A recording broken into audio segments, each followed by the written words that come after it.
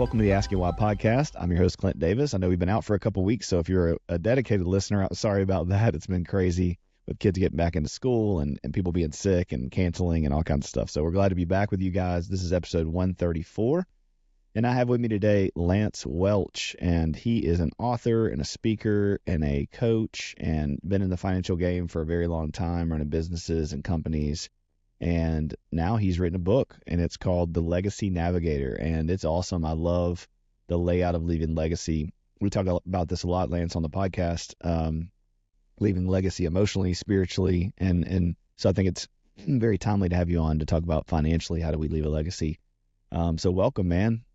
Glad to have you. Thank you. Love to be here. Appreciate it. Yeah, so can you give us just kind of a little background on you, your story, and what brought you to today, and how the Lord's kind of worked in your life? Oh man, that's about an hour and a half, 2 hour conversation. Yeah, sure. Yeah. Just in that, I keep him pretty busy with the decisions, I make. But no, my wife and I've been married to be 37 years in January. So Congrats. A lot of ups and downs with that. And I tell people a lot of times that the very first year was amazing. It was the true honeymoon, and then reality stepped in. But all those things that I thought were cute and adorable of her, and she thought was cute and adorable of me, they were no longer cute and adorable in year two. That's right. You guys made it a year. That's awesome. We made it pretty much a year before it was like, wait a minute, the infomercial's not holding up. So the Disney movie's not working out. Yeah, the Hallmark. That's what she calls it, the Hallmark version. So it just didn't make it, and so it really is. It's a testimony of what God can do, and two completely diverse individuals. We were both firstborns. We got married relatively young, 22, and we weren't going to start a family anytime soon. And lo and behold, 6 months later, got pregnant, and no health insurance. So it was one of those amazing wake up things. It's I got to be an adult. Mm-hmm. So yeah, we moved from Springfield, Missouri, down to Shreveport to get what I would call a real job. And okay. About a year in is when I wasn't enjoying marriage anymore, and she wasn't either. I could go home and fight with my wife, or I could go down to inner city Shreveport and play ball with the brothers, and I would be fit in better there than I did at my own house. Mm. So that was kind of my drug. Never did drugs or anything, but my drug was basketball, and it just about cost me my marriage. So, wow. So fast forward 37 years, a lot of years that I was in the corporate world. I worked with a lot of high net worth families in the financial services space. And like we talked about in the book, one of the common phrases that I got from these high net worth folks was, I just hope my wealth doesn't screw up my kids. Mm. And we had a young family, definitely were not wealthy. And that made no sense to me. I just couldn't at that point fathom how could wealth screw up kids. Mm-hmm. Fast forward 30 years, we've seen it, right? You've seen it. It's when we remove the obstacles from a child's life and we make everything super simple, super easy. We remove the constraints that make them stronger. Yeah. And we create an entitled young person that now turns into an entitled adult. And so that's how the book came about. So it's just like, how can we create a positive impact on a multi-generational level?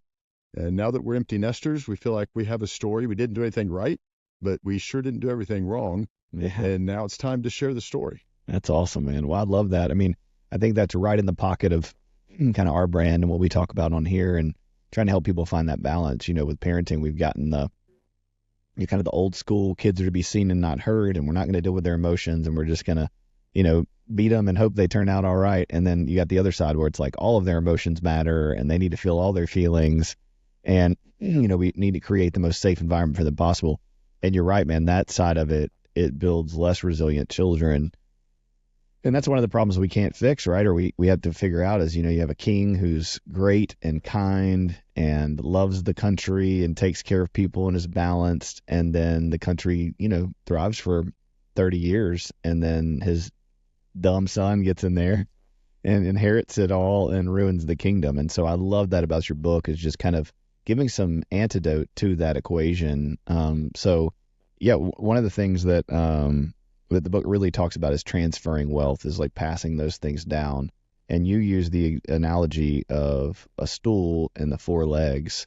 And so can we talk through that and just kind of get to the practical ways in which you're talking about wealth? Because another thing is people probably listening to this are going, well, I'm not a millionaire. Like I don't have tons of things to pass down. I think you did a good job of balancing those two things out. When most people think about legacy transfer, they immediately think of the wealth, which is where the four legs came from. Is there's other things that we have to pass on, and the first one we talk about in the book is the transfer of vision. Without vision of knowing where you're going to go, I mean, from a scriptural perspective, without vision, people perish, or they cast off restraint, or they go astray. There's a lot of different acronyms that we could use. That's right. But having vision is really that foundational piece.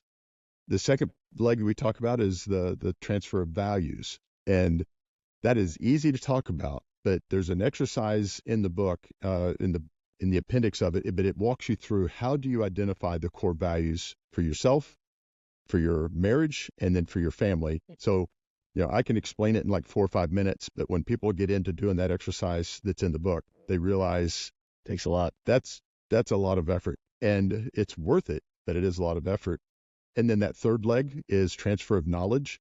And I think that's one that is really, really underrated. A lot of people don't even think about that, but there's a section there in the back again, that there's an exercise. It's like, what do you want your children to know how to do when they leave home?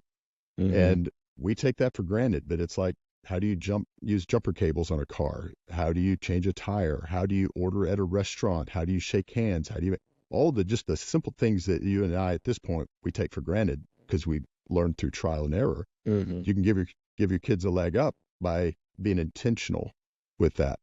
And then that fourth leg is the transfer of wealth. And there is no shortage of ways that you can transfer wealth. It is tangible assets. It could be IP or intellectual property, collateral. So there's a lot of things that you can do. And I used to work with the high net worth planning team, attorneys, CPAs, financial advisors. And you're right. You don't have to be a multimillionaire to think about what does transferring wealth even look like. One of the, I think the glaring statistics that we pull out in the book is the number of people that don't have the most basic planning tool out there, and that's a last will and testament. There was one of the studies in the book we show that it was one of the big financial firms up in the Northeast that did a study. They had to be a $4 million net worth to even be in the study. And they found like well over 50% of that group had no last will and testament. Yeah, it was like 58%, right? I think is what the stat was, yeah. 58 for that one. And then caring.com, they just did a blanket one. They didn't put a financial net worth on it. And it was 68% of that group. Wow. That didn't have it. So that's just where do you start? If you don't have the financial resources to work with an attorney, you can Google and get some sample documents. I mean, that's not my number one choice, but if we're clear on what we want, we'll figure out how to make it happen. Yeah, I love that. I love that you start with vision. That's so important because, like you said, Scripture talking about without vision, our people perish. And when we don't have vision in general for morality and teaching our kids things, I mean, it's so crazy. One of the other stats that you put in there is that 70% of wealth in second generation is gone, and third generation, 90% of wealth in most families. And that's wild to think about, that you could, create the work, try to put good effort in. You spend 30, 40 years working, or 2 generations working in a business, and then the second generation gets it, and 70% of them lose it. And then third, grandkids, 90% of them lose it. Right. And talk to me about that.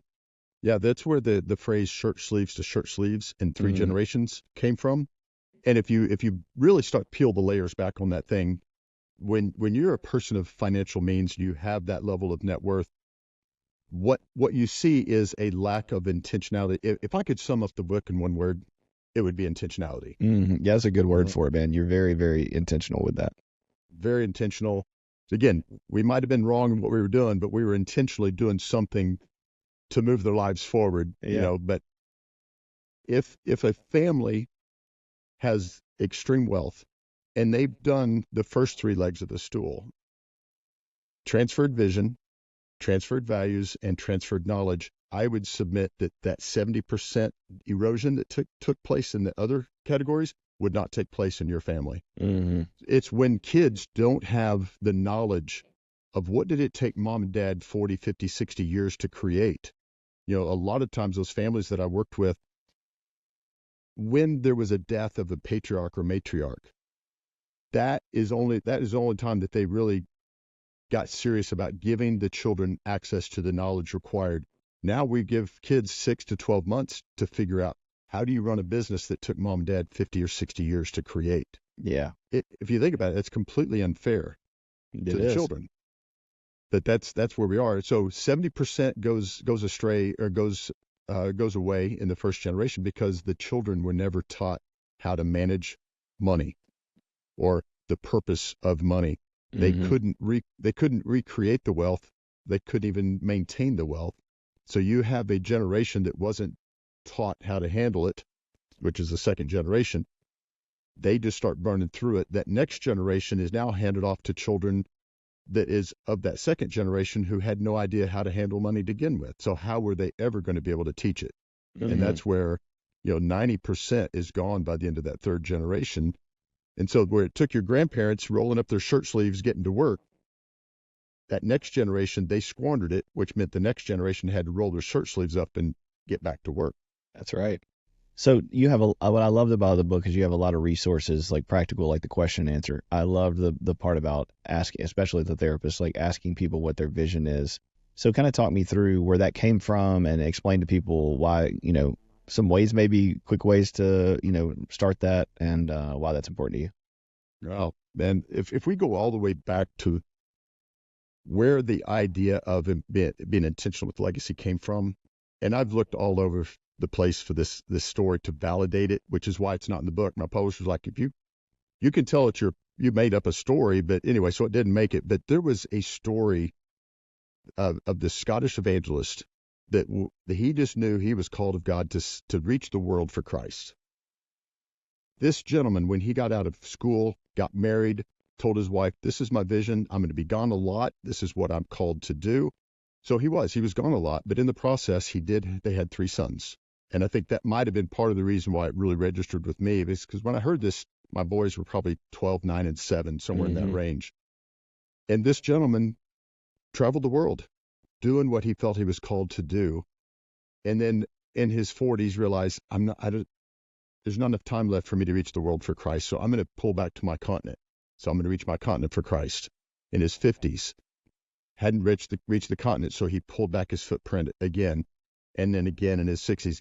On his deathbed, this is the way the story went that really got my attention. On his deathbed, he had spent the last 40, 50 years not engaged intentionally with his family. His wife was there, but his sons were not even there. They didn't want anything to do with their dad, because we saw them look at what they were robbed of as far as a relationship with their father. Yeah. And the dad was like, I realize now I was supposed to reach the world for Christ, but I was supposed to do it through my 3 sons. So I always took that from the perspective of I am supposed to have worldwide impact, but it may not be me doing it firsthand. So very early on, we started investing in our sons. I took them to leadership events that when they were 13 years old. That was kind of there's a really good book called Raising a Modern Day Knight. If you've ever heard of that. I've read Dr. it. Yep. Robert Lewis. Great book. So at age 13, I started taking the boys out of school, and I'd take them to leadership events with me, to the John Maxwell events, the Zig Ziglar events. If I went on a speaking engagement, I would take them with me so they could, quote, help dad carry stuff. Right. I wanted my boys exposed to other leaders, other successful people. I wanted them to have a real healthy respect for it, but not be intimidated by it. And so from a very early age, we started doing that. And now our 3 boys they're all out on their own. They're not living out of my basement or anything. They've built businesses. They're all entrepreneurs. One of them, honestly, already has an international footprint and is literally reaching the world for Christ. Wow. And I believe it's a lot of the early seeds that we got to plant. He was able to find other coaches and mentors that was able to nourish what we planted. So that's really the impetus of how this whole thing got started, was a story. That's very encouraging, man, for me, because having 2 boys that are, my oldest is about to be 10. And I've been thinking that same thing, like, when am I going to start bringing him with me to things? And, he's right on the cusp of like, okay, I think we can do it in the next couple of years. And Yep. I love that idea, and just getting them to see what you do and the importance of it. And I think that's so important for people to realize, is that you can't wait until your kids are teenagers to start discipling them around these things. It's got to be a Right. slow growth into their development, and a part of the kind of the pulse and the values. So a lot of times our values are explicit and we should say them, but a lot of times those values are what they see in you Oh and yeah. your interactions. And then they see the difference too in speakers who maybe don't speak to people. Like I've already noticed in my speaking last 4 or 5 years, being in different places with people, speakers show up, they go sit down, they don't talk to anybody, they do their thing and they leave, And Right. for me, I've never thought of doing anything else, and everybody's always trying to push me to the green room, and I'm like, no, I'm fine. I'll hang out here and talk with you guys and drink some coffee and eat and whatever. Yep. And it's just Yeah. it shows like what the common thing is show up, get over here. So I want my kids to see, like, no, you interact with everybody, you act like you normally do, you don't set yourself apart. At least for me, that's been Oh yeah. my desire. Well, there's one thing we talk about in the book too, is it's like your children are always going to be overpowered by what you do more than what you say. Yeah. Right. So what you do is louder than the things you ask them or tell them to do. And you're right. You cannot wait until they're teenagers to begin being intentional. But the old adage, things are more caught than taught. Mm-hmm. It's best when the things that are caught and taught align. So Yes. when your talk matches your walk, that's when real impact begins to happen. And I remember a story that I think it's in the book, but we went through a drive-through. My oldest was with me, and they ended up giving me way too much change back. And we got back in line, went back through, and took the change back. Mm-hmm. You know, he was probably five-ish, somewhere in that range. I doubt that he really remembered that, but that created a subconscious message that you treat people right. There's a certain value system at play. And so, we've had that discussion since then, and he's like, I vaguely remember it, but at five, Yeah, probably not going to remember a lot of those things. But I do believe that your subconscious mind is significantly more powerful than the conscious, that's right. and it will recall those things that made an impact. Yeah, because kids are not developmentally able to understand what's going on, but over time, when the neurology and the neurological development kicks in, then all of that stuff floods back. And so it's more like building, just like with money, right? It's like building equity. I hate listening to Dave Ramsey talk about if you put $2,000 in an account at 17 or whatever, and I'm always like, oh gosh, because by the time I do it, you're ruined. But I'm talking about, the just I upfront do. investment at like 17 or 18 turns into millions of dollars by the time you're whatever. But Yeah. that's so true emotionally and spiritually and relationally, man. You invest early on, and that stuff builds and builds, and then the interest is amazing. Oh yeah. And I've got some clients that are single moms, and so a lot of my conversation, it sounds like I'm talking to just dad. Hmm. But there are plenty of scenarios where we have a single mom that she's literally doing both roles. So when I like, I'm getting ready to share as far as my what I viewed my role as a dad. And I didn't develop this at the time. A lot of my stuff was trial and error. Hmm. I did hire coaches once I got up a little bit older in my corporate world. But a lot of this was just figuring out, okay, tried that, it didn't work, or tried that and it backfired. Oh, that worked, right? And so I've led men's groups and did different things, but I've now created, well, for me, it's like we as dads or even single moms, there are different roles that we play at different ages of our kids' lives. Hmm. Very early on, and my wife doesn't like this word, so I apologize for anyone that doesn't like it. I felt like I was dictator dad. In the Uh-huh. early years, I didn't care what your opinion was. You're going to do anyway, the dictator dad. Then it became advocate dad. Let's do this together. I walk them through. Then it becomes coach. Hmm. Because as a coach, my number one role is not to tell people what they should do. It's to equip them to think by asking questions that makes them come up with the answer on their own. Because most of the time, the answers that my clients are looking for, they know their industry better than I do. I just ask good questions, and I'm able to pull things out. So that role, that fits as a dad too. So we go from dictator dad to advocate dad to coach dad to finally friend dad. Hmm. And that is such a fun role. And now that our oldest has got two grandchildren, or two children. We have new grandchildren. That what they call me Pop Bear. That Nice. role is the You run into the house and push your kids out of the way to get to the grandchildren, right? oh, absolutely. And when you walk in the door and they take off running, because one of them's only 19 months old and he's just a chunk. But yeah, we're there to see the kids, the grandkids. If the older ones are there, that's a bonus. But yeah, I hear that all the time, and I'm like, oh man, I just don't understand that. And then we had another kid, and I remember thinking with my first child, there's no way I'm going to love this other kid. Like, how can I love something as much as I love this kid? And then we had our second yeah, son. I was like, oh, my heart just expanded, and I'm able to love another thing as much as I love this other thing. And so, yeah, I can't imagine now, like as a grandparent, without all the yeah. with all the stress of it all being your responsibility and angst of like, all the things that we go through as parents, getting to just Yeah, love on that little kid and see it three is. generations in there has got to be awesome. It is. It is. It's so much fun. Okay, so that's vision. Let's talk about values. One of the statistics I looked at recently was that out of 1,000 kids in America, only like 13 of them could say their family values when asked, and that's wild to me. So, talk about values and from a financial standpoint and a wealth standpoint, what that means and how that would benefit people. Okay. Well, in the book, we actually give that exercise about values. And there's, in the exercise, there's 150 positive words that could Mm, be part of your value system. When people go through that list, the first thing I encourage them to do is circle any word that you think could remotely fit you as a value characteristic. When they do that, they'll usually end up with anywhere from 40 to 50 words that they've circled. So the first time through, you just circle everything. Now you've got your top 40 or 50, and I ask you to reduce it down to 20.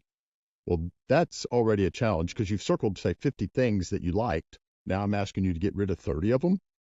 Now I got you to 20, and I'm asking you to now drop it to 10. hmm Cut it in half. Now I'm going to ask you to cut that list of 10 down to 5. Now think about, you now have your 5 when you've done this exercise. If you're married, your spouse has done the same exercise. You both have 5 words. The chances of those being exactly the same, slim and none. Yeah. So at that point, you and your spouse both have your own 5. If you're lucky, you'll have 2 or 3 that are overlap. So those hmm are givens. But Yep. now the two of you together, which is what is so important and what we get to do is create an impact, is together you have to come up with what are our core marriage 5 values. Mm. That's If you super have helpful children, too. it is. And now, because I would say your statistic of children, I would say most marriages are probably not that far off from that number. Oh, probably not. You're right, man. I mean, I think what's beautiful because we do, with trauma and helping people recover, we always say our beliefs shape our thoughts and feelings, which shape our actions. So when we help people Hmm. understand what their actions are, their addictions, their depression, their anxiety, their anger, you trace it back to a thought and feeling, you trace it back to a belief. So like Yeah. most people, they cannot name anything that they feel. They don't know what they can't, it's anger or it's sadness. Those are typically the things. I'm ticked off or I'm sad.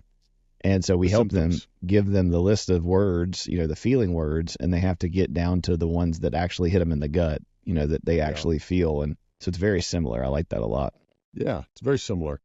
So that if you've got young children, as a patriarch, matriarch, you set the tone, son, daughter, these are our 5 core values. Hmm They begin to understand at an early age, this is normal, right? So much of what I think, I look at my boys and they have all hired coaches and consultants their entire adult life. hmm I have to look at that and like, I think, now we've not discussed this, but I think part of the reason for that is they saw dad doing it and they just assumed that was normal.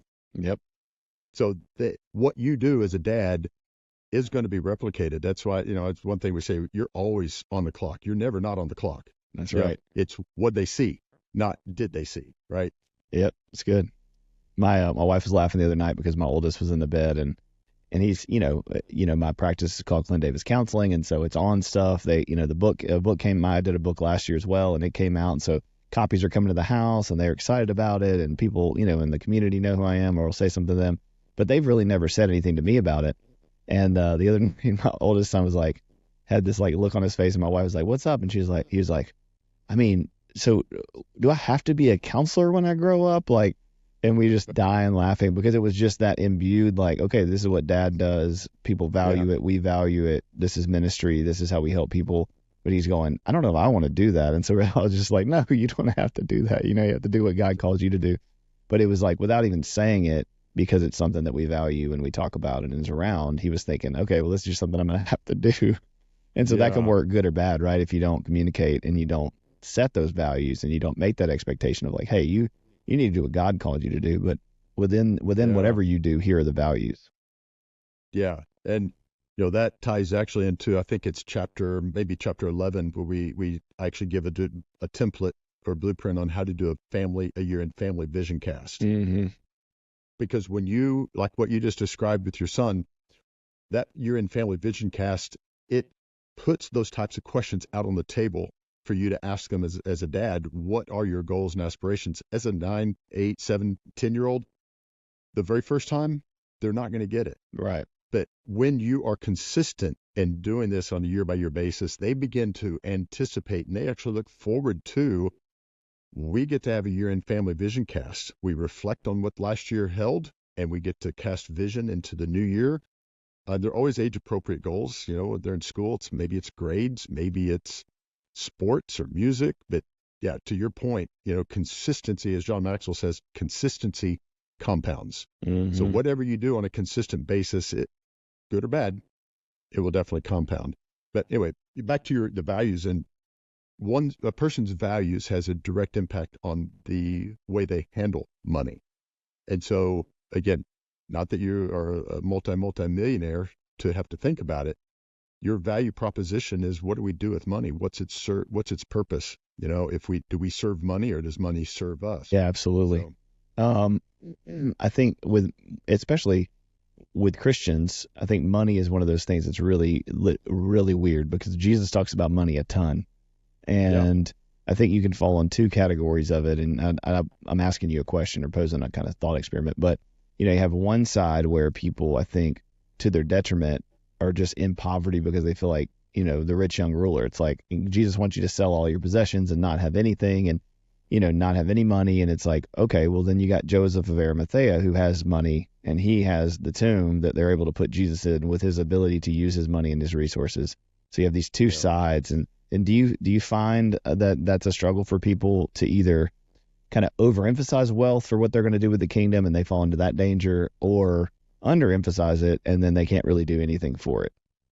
No, I think you're spot on. It's a great divide. You have uh, people that are extreme on the wealth side, and that's their focus. But that's where money and resources has become their god. It's become their idol. Mm-hmm. And then on the other side, they've taken a vow of poverty. May not say it that way, but they act as if that is the way you get close to God, is to be poor, right? Right. He blesses the poor and broken in spirit. But even the rich young ruler, I think the main message on that is, he was like, walk with me. Mm-hmm. I don't think it was so much about what are you doing with your possessions, but if you have those possessions, can you still walk with me? That's right. Yep.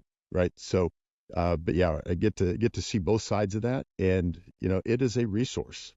Yeah, I'm sure when you get It's into pure and values simple. with people though, that really helps them clarify, like, am I valuing is it the love of money that's killing me or is it the money itself? Right. Yeah, exactly. That's good stuff. All right, then knowledge. It's the third leg. So, what are the things that you really encourage families to pass down as far as knowledge when it comes to, um, you know, generational legacy? Yeah. There's so many good and easy resources, especially now compared to when I was growing up. We Hey, didn't have the internet. I mean, we had the beginning of dial up with AOL. I don't know if you remember that, but oh yeah, it's like, resources were harder to come by. But even then, there are tons of great books, great YouTube channels. And so there is absolutely no excuse to not grow in knowledge. The word says that my people perish for lack of knowledge. hmm So I think there's a mandate for us to continue to grow, uh, not, I mean, for some though, education, knowledge can become their idol as yep. well. So it's Get going all to the be one of letters. those. Oh yeah, get them all, because it's one of those things that if I want to have impact, it's not typically done through knowledge. It's typically done through relationship. hmm I remember there was a season when maybe, well, I'll just use all my boys at one point or another did something that I was not happy with as a dad. They would make decisions that was not the way we had raised them or thought they should. And I remember one day I had gone to the point where I really felt like I was helping, but it was coming across more as I'm trying to fix. Mm-hmm. And with adult sons, probably with anybody, but unless they're asking for it, they don't want to be fixed. And I remember God said, you keep this up, you will have no relationship. If you want influence, you must have relationship. It's good. Right? No relationship, no influence. And so it took some time to begin to repair, some of the damage that was created because I honestly was trying to help. But I was doing it from such a strong dictator dad. I'd slipped away from levels that we had talked about earlier, and I was just really headstrong. So yeah, knowledge is, go ahead. No, it's good. I mean, I think all those things you talked about, dictator, coach, friend, those are things that we have to take those hats off at different times and different moments. And as imperfect people, and people are really trying to help. Yeah. I mean, I do the same thing with my little ones. It's like there's times where I need to sit there and be, connected to them and hear what's going on. And then sometimes you forget that they're kids and you're like, this is nonsense. What are we even talking about? You just kind of switch between, and praise God for the Holy Spirit who convicts us and who helps us go and repair those ruptures. My book is called Building Better Bridges. And what you're saying is exactly the same concept. It's the conversations are the bridges we build between us and our kids that can hold heavy things.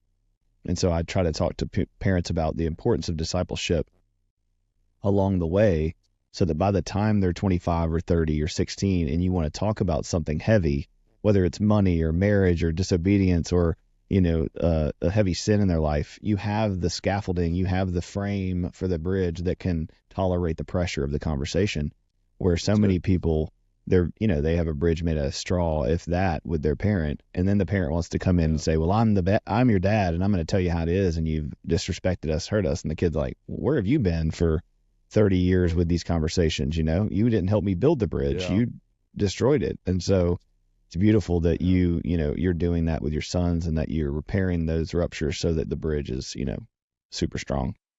Yeah. We are very fortunate. It's like we have great relationships with our sons, but on the same side, they've worked just as hard on the relationship as we have. So it doesn't really, it doesn't really matter who starts it. It's responsible for me. I can only be responsible for me, but as a patriarch, I believe that I set a tone, right? And it's up to me to initiate that. And again, with relationship comes influence, and that's a big responsibility. Yeah, absolutely. I think the church needs to take a cue from that some days, with pastors and leaders and mentors, realizing like information isn't transformation. You can share information about Jesus, but it's when we act like Jesus where the power really, really comes in. When we show grace and mercy and the fruit of the Spirit to people, and that is compelling, and the gospel is roses to some and death to others. And we can't do anything about what they smell, but with our kids, with people, when it comes to leaving legacy, with our employees, I feel like, just continuing to do the gospel thing and, that is going to be the compelling thing. But just lecturing them or giving them the information isn't the only piece. No. And so I say that because I think you thread the needle with that really well in the book, where you're not just like, hey, here's how to get rich, here's how to, leave this financial legacy, but you're teaching, a biblical kind of structure. And I think in the same way that I do with counseling, it is the same thing. You're just inserting money and wealth and all your acumen around financial smarts and how that works. And so I think it's beautiful. I think extremely helpful to many parents and many families and individuals to pick it up and read it and get through it, which leads us to the last leg, which is the actual wealth. So let's talk about that a little bit. What is your goal with that for people? And then how can people really learn to leave that money to their family for good instead of for that, that son that's going to misuse it and mistreat it and kind of do something dumb with it. Yeah, the thing about wealth is again, it's just a tool and a resource. And as long as we have good, strong relationships with our kids, that carries a lot of weight. But I don't think we can get away from, there are some basic planning tools that people should consider. And I've had a couple of financial advisors that's picked up the book, and they're like Appendix E. And I couldn't even remember what Appendix E was. I had to Look at the book. What is Appendix E? Appendix E is a survivor's checklist. Okay. And they said they would pay thousands for that checklist alone. And That's awesome. it's in the book. So when something happens, one of the biggest challenges for people is there's an emotional tanking. Typically don't think as clearly. We're not thinking quickly. We're dealing with trauma to the extent that we have gone through that checklist, for example. Anybody now, any of our family members, extended family members, friends, they can go through that checklist. They can make sure things are taken care of. So yeah, I love that. is, You talked about like funerals, and you talked about setting up, for, and I've seen this tons with grief. Somebody dies and it's like, we've got to deal with all the money. We've got to deal with what to pay for, what kind of casket they want. And then, it's like all of a sudden we've blown through all what's left and nobody knows who to do it. Or you get arguments over inheritance. So you talk a lot about those examples in the book really well. And those are things that I've seen. So I was very, validated by a lot of the things you said, because it's what I hear clients say, real people going through real issues. And so just to encourage you, like, it's just spot on and very practical. Well, thank you. And someone asked me, how long did it take you to write this book? And I'm like, well, once I figured out the topic, because I started off on 2 other topics, because I just kept getting challenged by boys and wife to write a book. And so the first one, I think it was going to be on sales, because I've been in sales since high school. Got no traction. Then I was going to write on leadership, because I am a coach in Maxwell's organization, and I'm just a big fan of him. I mean, he's 77 years old and is focused and enlivened with that's who I want to be.